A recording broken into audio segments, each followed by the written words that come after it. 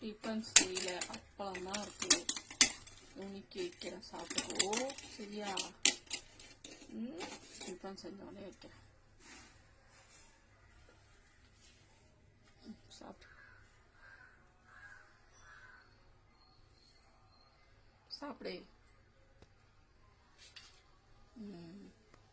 Good.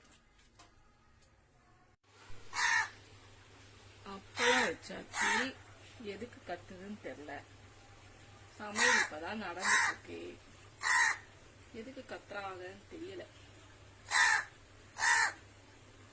Hello, என்ன வேணும் உனக்கு? அப்பளம் தான் வச்சேன், சாப்பிட. அப்புறம் என்ன வேணும்?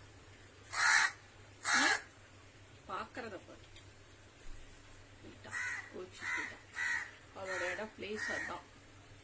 அங்க உட்காந்துதான் சிக்னல் கொடுப்பாங்க. அப்புறமா நான் வச்சதுக்கு அப்புறம் இங்க வந்து சாப்பிடுவாங்க.